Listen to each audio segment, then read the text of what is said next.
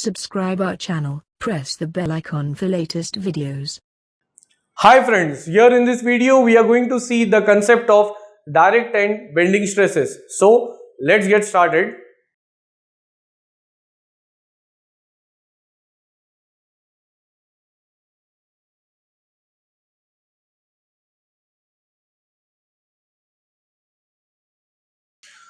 Now to explain this concept,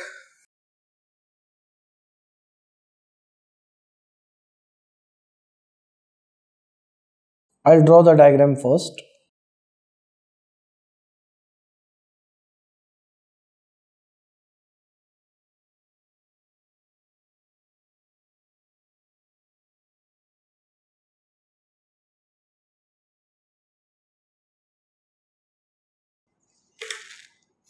Here there are two columns which I have taken.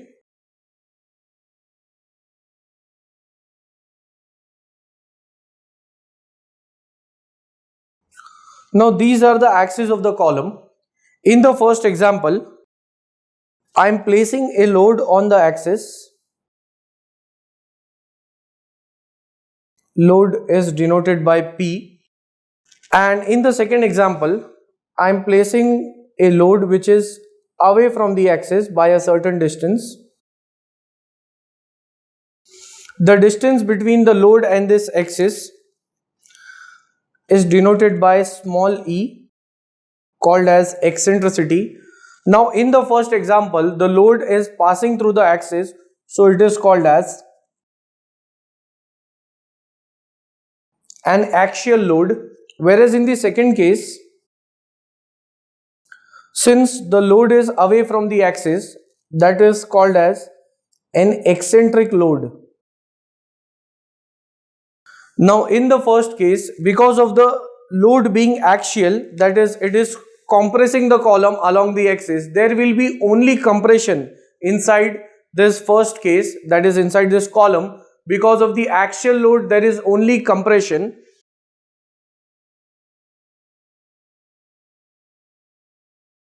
Whereas in the second case, when the load is eccentric, there would be compression as well as bending. Why bending? Because this load is acting in the downward direction. It is at an eccentricity E from the axis.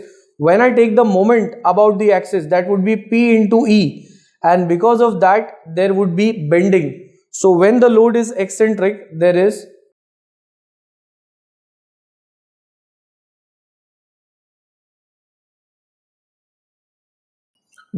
direct compression as well as bending because of the load being eccentric, whereas in the first case it was only compression. So when we have such a case, that is where we are having direct compression as well as bending, then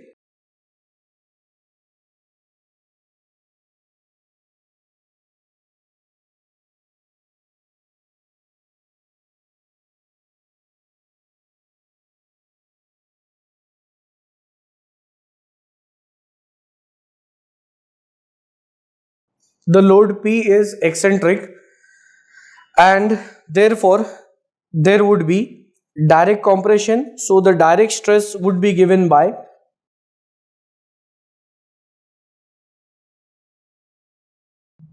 denoted by sigma d, load upon area, and bending stress in this case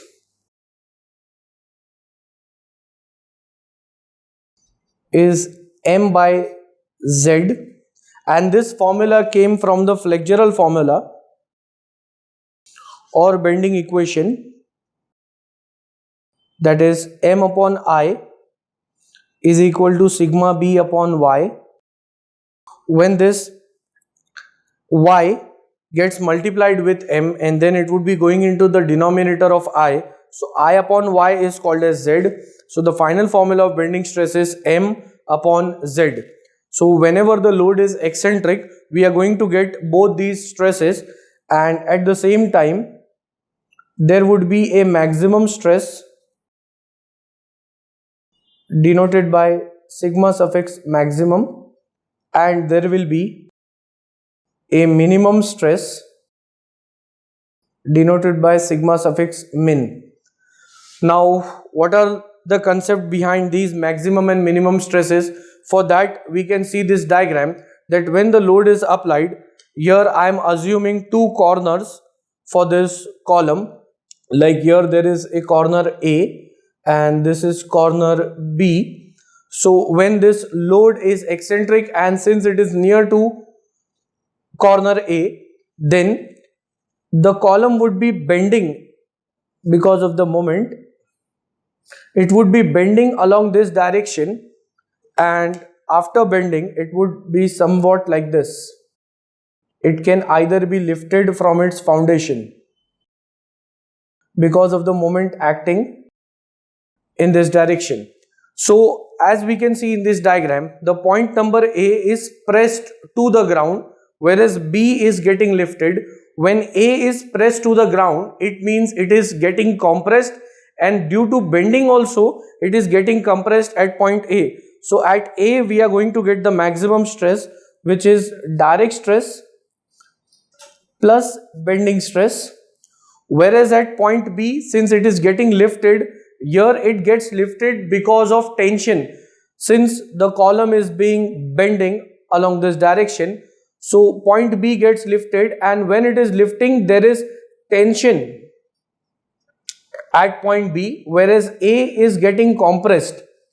So tension T, and here there is compression C.